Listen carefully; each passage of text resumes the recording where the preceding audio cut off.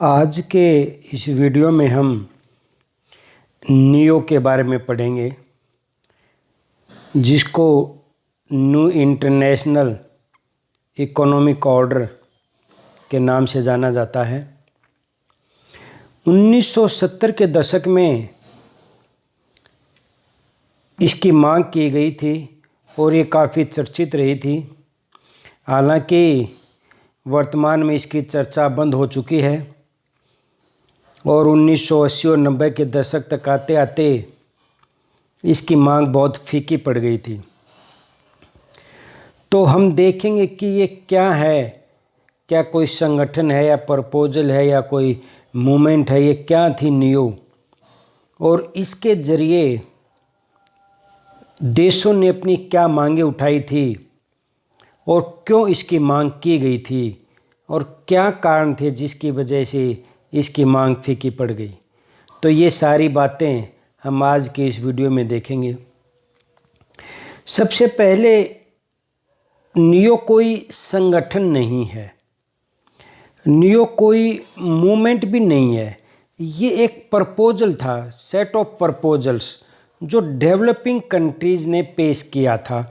UNCTAD जो एक conference है यूनाइटेड नेशंस की बनाई थी, United nation conference of trade and development, उसके पटल पर ये डिक्लेरेशन किया था, ये मांग की थी और बाद में जनरल असेंबली ने इसको अप्रूव किया था 1 मई 1974 को सर्वसम्मति के साथ। तो ये डिमांड थी विकासशील देशों की, और डिमांड क्या थी कि जो एग्जिस्टिंग इकोनॉमिक सिस्टम है इंटरनेशनल लेवल पे, जो कि ब्रेटन वुड सिस्टम से डेवलप हुआ था, जिसको रेगुलेट करने के लिए IMF, IBRD जैसी आर्थिक संस्थाएं बनाई गई थी, ये उस सिस्टम को बदलना की बात करता है और ये कहता है कि उस सिस्टम को हटा के उसकी जगह पे एक नया सिस्टम डेवलप किया जाए, जिसमें विकासशील देशों की आवाज़ सुनी जाए या विकासशील देशों को निर्णय करने की ज़्यादा शक्ति दी जाए।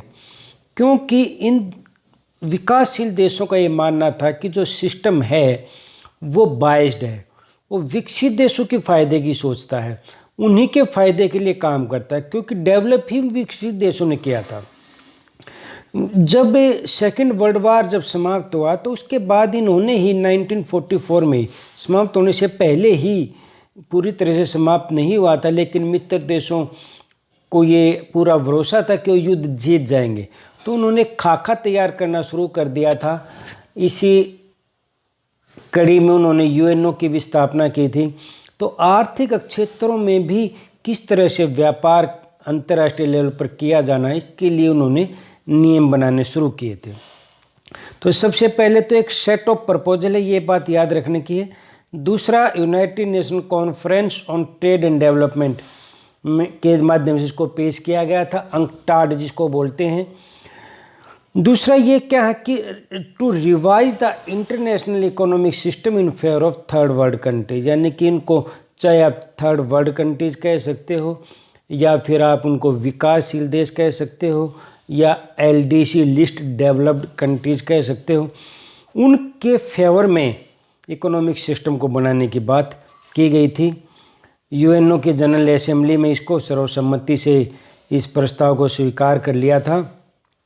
एक किस्म से ये चैलेंज था, क्या किस चीज़ को चैलेंज था, जो इंटरनेशनल इकोनॉमिक इंस्टीट्यूशंस में वर्ल्ड बैंक ग्रुप जिसमें IBRD वगैरह हैं या जो IMF जैसी संस्थाएं हैं, उन पर अमेरिका का और अन्य विकसित देशों का, मुख्यतः अमेरिका का डोमिनेंस है, उसका दबाव में प्रभाव में वो संस्था काम करती है। ये किस्म से उसको चैलेंज था कि उन संस्थाओं को हटाकर नई संस्थाएं डेवलप करनी चाहिए। अब क्या कारण थे नियो की मांग उठाने के? सबसे पहला तो एक मुख्य वजह ये थी कि जो एग्जिस्टिंग इंटरनेशनल इकोनॉमिक सिस्टम था वो बायस्ड था, वो इस तरह से बनाया गया था विकसित देशों द्वारा, मुख्यतः अमेरिका द्वारा, कि उसके महत्वपूर्ण निर्णय विकसित देशों की सलाह से ही लिए जाएं और उन्हीं का कंट्रोल रहे, वही उसके अध्यक्ष बने और व्यापार के इस तरह से नियम बनाए जाएं जिससे विकसित देशों को ज़्यादा से ज़्यादा फायदा हो सके। एक कारण था डीकोलोनाइजेशन और न्यू कोलोनाइजेशन। डीकोलोनाइजेशन कारण इसलिए कि एक तो डीकोलोनाइजेशन का मतलब है कि नए देश उपनिवेशवाद से मुक्ति मिलना। उपनिवेशवाद था सेकेंड वर्ल्ड वॉर से पहले। एशिया के, अफ्रीका के, लैटिन अमेरिका के ज़्यादातर जो देश थे वो उपनिवेशिक ताकतों के या साम्राज्यवादी शक्तियों के अधीन थे। सेकेंड वर्ल्ड वार खत्म होने के बाद विपनिवेशवाद की प्रक्रिया चली जो 60 के दशक तक चलती रही, जिसमें लैटिन अमेरिका, एशिया और अफ्रीका के ज़्यादातर देशों को स्वतंत्रता मिली।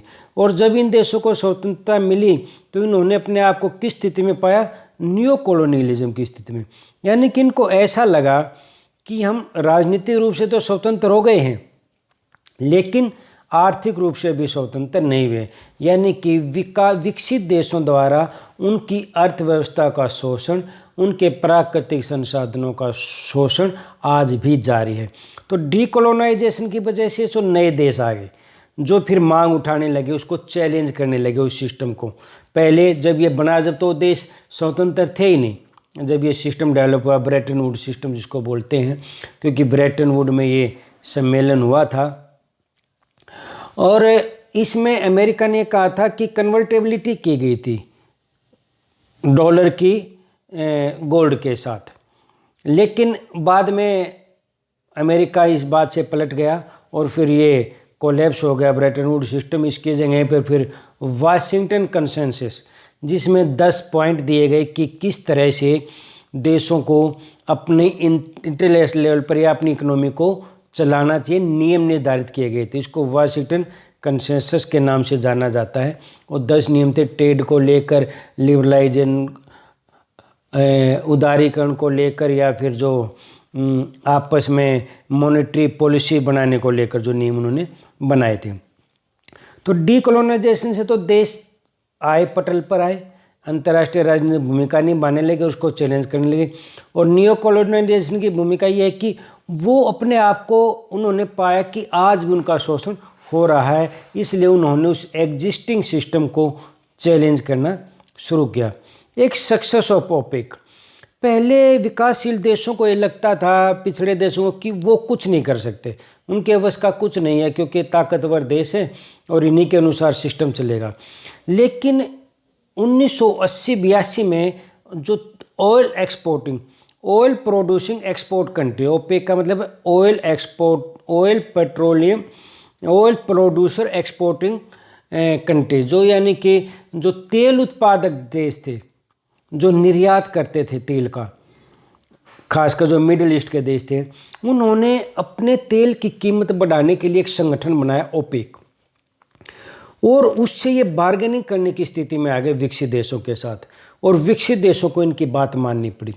तो उससे इनको ये एहसास हुआ कि अगर हम इकट्ठे होकर कोई बात करेंगे तो हम विकसित देशों पर दबाव डलवाकर अपनी बात मनवा सकते हैं, हम उनके साथ बार्गेनिंग कर सकते हैं। एक नाम के प्लेटफार्म, यानी कि नाम उस टाइम पे 1961 में ही नाम का शुरुआत हो चुकी थी, और इसमें ज़्यादातर डेवलपिंग कंट्रीज शामिल थे, और उनकी डिमांड ये थी कि उनके साथ कि विकासशील देशों का इंटरफेयर ना हो। तो कुछ राजनीतिक मांगों के साथ साथ ये अगेंस्ट कोल्ड वार था, पावर ब्लॉक्स के विरोध में था। इनकी आर्थिक मांगें भी थी कि आर्थिक सिस्टम भी इस तरह से डेवलप हो कि विकासशील देशों को उससे ज़्यादा फायदा होना चाहिए। एक बहुत बड़ा गैप हो गया था नॉर्थ और साउथ हेमिस्फीयर में।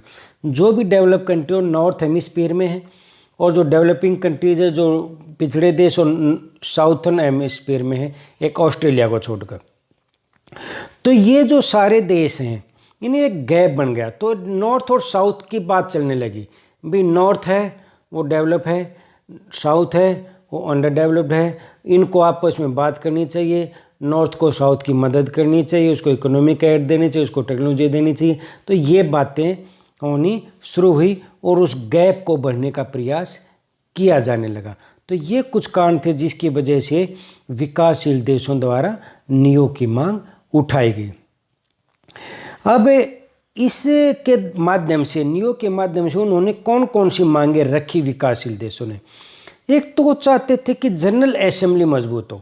जैसे कि हमें पता है कि संयुक्त राष्ट्र संघ में ज़्यादा शक्तियाँ जो हैं वो सुरक्षा परिषद के पास है, या कुछ आर्थिक मामलों में IMF या IBRD के पास हैं आर्थिक मामलों में निर्णय लेने की शक्तियाँ।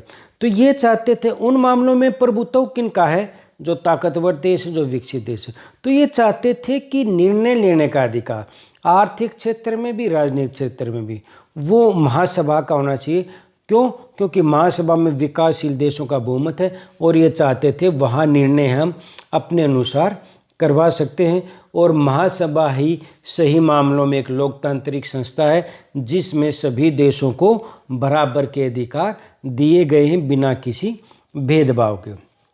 तो एक तो उनकी ये मांग थी कि जनरल असेंबली को लॉ बनाने के लिए, बाइंडिंग लॉ जो बाध्यकारी हो, ऐसे लॉ बनाने की शक्ति दी जानी चाहिए। एक दूसरा था to create global regulatory framework for transnational corporation. एक ये बहुत ज़्यादा परेशान है मल्टीनेशनल कंपनी से। ये मल्टीनेशनल कंपनी जो कई देशों में जिनका व्यापार होता है, जिनका टर्नओवर एक किसी छोटे देश की GDP से भी ज़्यादा होता है, तो ये क्या करती हैं, ये दूसरे देशों पर की अर्थव्यवस्थाओं में बहुत ज़्यादा इंटरफेयर करती है। वहाँ के उद्योग धंधों को चौपट कर देती है, वहाँ की कंपनियों को मार्केट से हटा देती हैं ओपन मार्केट पॉलिसी के तहत, और धीरे धीरे वहाँ की सरकार के निर्णयों को भी प्रभावित करना शुरू कर देती हैं। और IMF या WTO के नियमों के तहत ये उन पर कोई लगाम नहीं लगा पाते। तो इनकी एक डिमांड ये थी कि मल्टीनेशनल कंपनीज को रेगुलेट करने की शक्ति इन देशों के पास होनी चाहिए।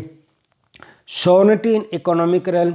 इकोनॉमिक रेल्म का मतलब तो उनको ये लगा कि आज़ादी मिलने के बाद, उपनिवेशवाद स्थापित खत्म होने के बाद उनको राजनीतिक तो आज़ादी मिल गई, लेकिन आर्थिक आज़ादी भी नहीं मिली। आर्थिक क्षेत्र में भी वो संप्रभु नहीं है।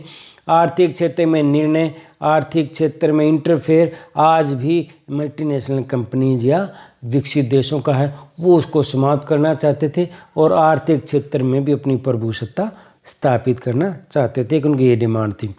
To reform global economic and political power arrangement. जो ग्लोबल लेवल पर जो इकोनॉमिक और पॉलिटिकल पावर का अरेंजमेंट था वो विकसित देशों के फेवर में था, ये उसको बदलकर विकासशील देशों के फेवर में करना चाहते थे। डीकोलोनाइजेशन प्रोसेस को पूरा करना चाहते थे।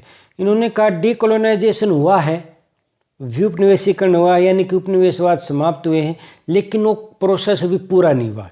क्योंकि मैंने बताया था कि उसके बाद फिर न्यू कॉलोनियलिज्म शुरू हो गया, नवोपनिवेशवाद शुरू हो गया, और राजनीतिक क्षेत्र में तो स्वतंत्रता मिली, लेकिन आर्थिक क्षेत्र में अब भी वो विकसित देशों पर निर्भर हैं। तो इनकी एक डिमांड थी कि डीकोलोनाइजेशन का प्रोसेस पूरा हो, आर्थिक क्षेत्र में भी इसको महत्व दिया जाए। एक इनका था टेक्नोलॉजी, ट्रांसफ़र ऑफ टेक्नोलॉजी।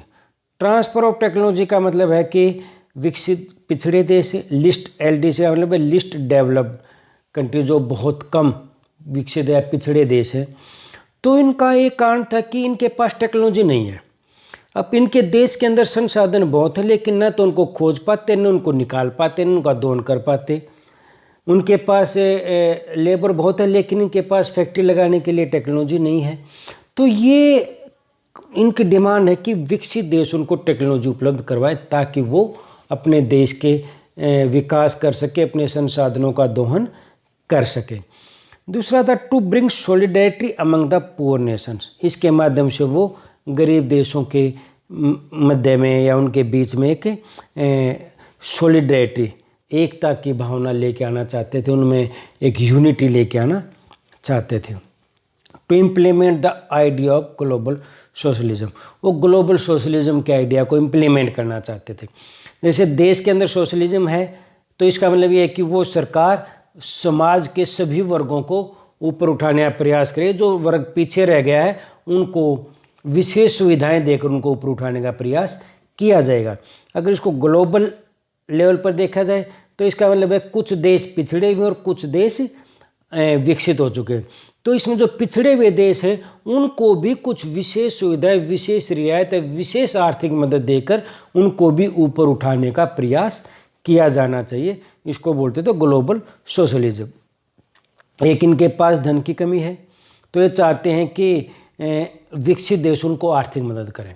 तो उन्होंने टारगेट रखा कि कम से कम, नियो के माध्यम से टारगेट रखा गया कि कम से कम अपनी जीएनपी का, ग्रोथ नेट प्रोडक्शन का कम से कम 0.7% उनको ऐड के रूप में उपलब्ध करवाया जाए। फिलहाल ये आंकड़ा जो है वो 0.3 से 0.4 के बीच में वेरी करता है।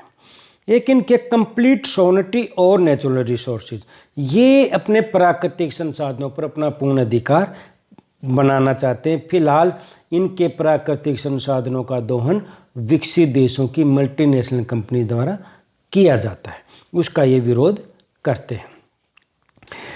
To increase participation in decision making power, IMF, IBRD जैसी संस्थाओं पर इनका डिसीजन मेकिंग में इनकी कोई भूमिका नहीं है। तो ये चाहते हैं कि जो भी अंतर्राष्ट्रीय संस्थाएं या आर्थिक संस्थाएं, उनमें डिसीजन मेकिंग का प्रोसेस चेंज किया जाए, उनमें इनकी भूमिका बढ़ाई जाए। To play equitable role in international trade, international trade में इनकी भूमिका क्या है? सिर्फ कच्चा माल सप्लाई करना, ये चाहते हैं, और तैयार माल खरीदना। ये चाहते हैं इस तरह की भूमिका समाप्त की जाए, उनके पास भी टेक्नोलॉजी और आर्थिक मदद दी जाए ताकि वो भी तैयार माल बेच सकें और आयात निर्यात में प्रॉफिट कमा सकें या फॉरेन ट्रेड में प्रॉफिट कमा सकें। To secure economic and technical assistant without conditions attached, ये जो देश, विकसित देश, पहले तो टेक्नोलॉजी और आर्थिक मदद देने में इंटरेस्टेड है ही नहीं। अगर ये देते भी हैं तो उसके साथ इतनी ज़्यादा शर्त लगा देते, ऐसी ऐसी शर्त लगा देते, जैसे शर्त लगा दिया आप अपने बाज़ार को हमारे लिए खोल दोगे, आप हमारी मल्टीनेशनल कंपनीज को ये प्रोजेक्ट दोगे, आप अपने नेशनल रिसोर्सेज का दोहन करने का अधिकार हमें दोगे। तो इस तरह के जो प्रतिबंध लगाते हैं या उनकी आर्थिक नीतियों को प्रभावित करने की, आप इस तरह की नीतियाँ बनाओगे तो हम आपको मदद देंगे, तो ये बहुत सारी कंडीशन लगा देते हैं। तो एक तो नियो के माध्यम से विकासशील देशों की ये मांग है कि उन पर ऐसे, उनको जो मदद की जाए वो बिना किसी शर्त के की जाए, उस पर ऐसे अटैच नहीं की जाए, कंडीशन नहीं की जाए। 3 एस्पेक्ट हैं नियो के जो हमने देख भी लिए हैं, एक इकोनॉमिक प्रपोजल, एक लीगल टैक्टिक्स, एक पॉलिटिकल ऑब्जेक्टिव। इकोनॉमिक प्रपोजल में तो हमने देख लिया कि व्यापार के नियम चेंज किए जाएं, इनको टेक्नोलॉजी ट्रांसफ़र की जाए, इनको ऐड दी जाए और अंतर्राष्ट्रीय संस्थाओं में इनको डिसीजन मेकिंग में पार्टिसिपेशन दिया जाए। लीगल टैक्टिक्स हमने बताया था कि जैसे महासभा को ये शक्तियाँ दी जाए कि वो बाइंडिंग लॉ बनाए जो सभी देशों को मान्य हो, यानी कि कानून अंतर्राष्ट्रीय स्तर पर आर्थिक व्यवस्था के लिए कानून बनाने का अधिकार जो है वो IMF, IBRD जैसी संस्थाओं को न होकर वो महासभा को होना चाहिए।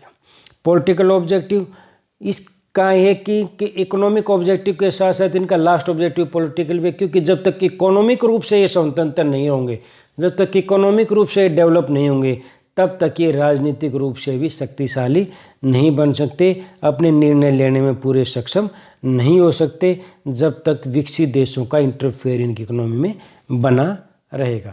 तो ये तीनों एस्पेक्ट नियो से जुड़े हुए हैं। इसके लिए प्लेटफार्म इन्होंने जहाँ पर डिस्कस करते हैं, एक तो नॉर्थ साउथ डायलॉग है।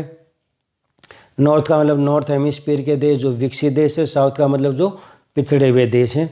अंकटाड एक इन्होंने United nation conference on trade and development जो बनाया था 1964 में, और एक ग्रुप बनाया अंकटाड के ही सम्मेलन में एक ग्रुप बनाया था G77।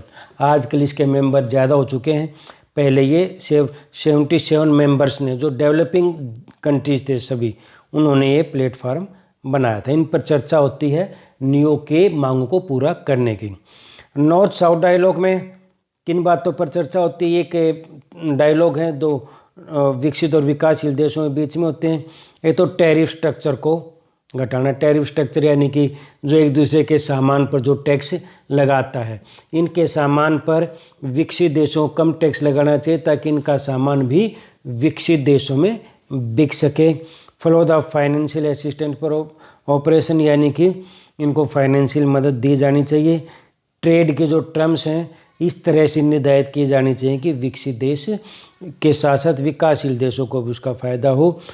Stabilization of prices of primary products, primary products या रॉ मटेरियल जो बेचे जाते हैं विकसित देशों में, उनकी प्राइस में स्टेबिलिटी नहीं है। ये चाहते हैं कि उनको स्टेबलाइज किया जाए ताकि उनको नुकसान ना हो माल बेचने में।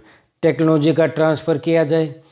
इंटरनेशनल डेब्ट बर्डन, ये कर्जे में डूबे हुए हैं, इनको कर्जे से उबारने के लिए इनको आर्थिक मदद दी जानी चाहिए, सस्ती दरों पर लोन दिया जाना चाहिए और कुछ लोन इनका माफ़ भी किया जाना चाहिए। इस पर भी चर्चा होती है नॉर्थ साउथ डायलॉग में। इंटरनेशनल मॉनेटरी सिस्टम हमने बताया है, जो ब्रेटन वुड्स सिस्टम था उसको बदलना चाहिए।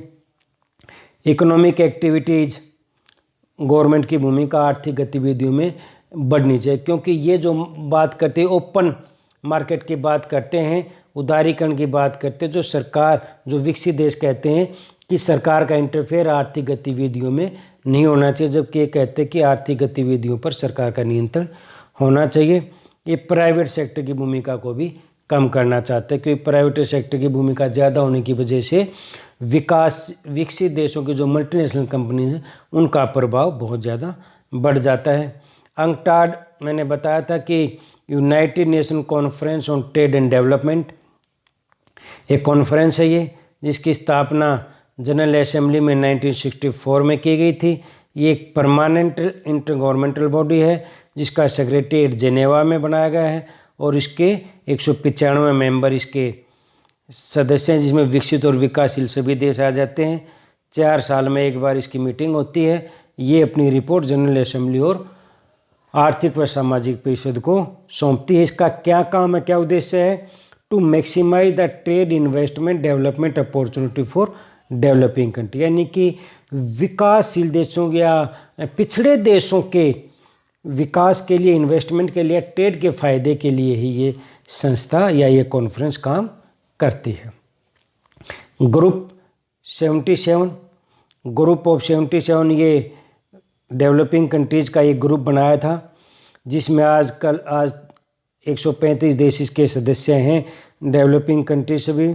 इसका भी क्या उद्देश्य था? To promote its member collective economic interest and create an enhanced joint negotiating capacity in the United Nation, यानी कि विकासशील देशों के आर्थिक हितों को प्रोटेक्ट करने के लिए ये ग्रुप बनाया गया था, ताकि इनके इकट्ठे होकर इनके यूनाइटेड नेशंस में बार्गेनिंग पावर बढ़ाई जा सके और विकासशील देशों के हितों को सुरक्षित किया जा सके। 15 जून 1964 में अंकटाड पर ही ये बनाया गया था। अंकटाड के प्लेटफार्म पर ही जॉइंट डिक्लेरेशन ऑफ 77 कंट्रीज़, तो इनके जॉइंट डिक्लेरेशन के आधार पर ये ग्रुप बनाया गया था।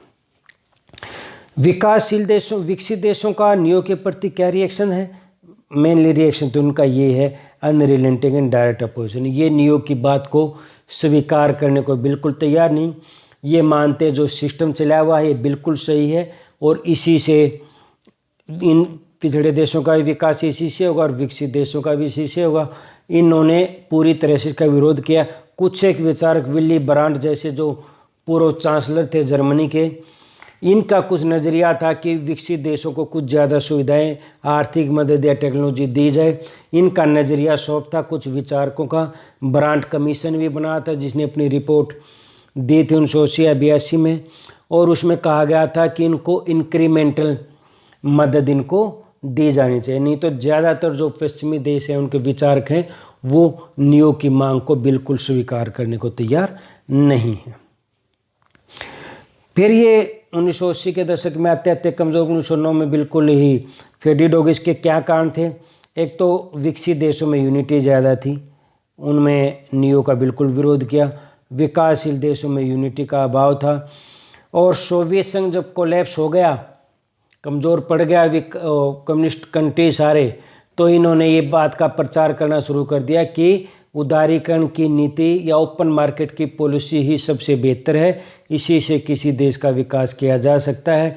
और इन्होंने कहा कि जो व्यवस्था है ये ओपन मार्केट के आधार पर और इसी व्यवस्था को चलने देना चाहिए। और इन्होंने ये पूरे दुनिया में ये बात प्रचारित कर दी कि ओपन मार्केट सिस्टम ही बिल्कुल बेस्ट सिस्टम है।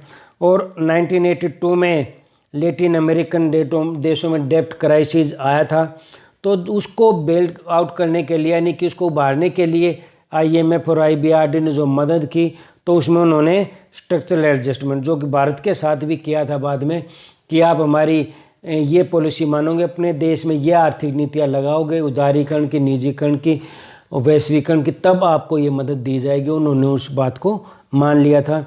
तो जब भी किसी देश में संकट आता है तो IMF ये शर्तें लगा के उसकी मदद करता है कि आप अपनी इकोनॉमी को इस ढंग से चलाओगे। तो इसके बाद ये उन्होंने ये बात उठानी शुरू कर दी कि जो न्यू की मांग है उसका कोई रेलिवेंस नहीं है, क्योंकि एग्जिस्टिंग जो सिस्टम है, इंटरनेशनल मॉनेटरी सिस्टम जो चला हुआ है, इंटरनेशनल इकोनॉमिक सिस्टम जो चला हुआ है वाशिंगटन कंसेंसस के आधार पर, वो बिल्कुल ठीक है और वही चलते रहना चाहिए। तो अब इनकी चर्चा सुनने को नहीं मिलती नियो के बारे में। तो ये हमारा नियो के बारे में एनालिसिस था। धन्यवाद।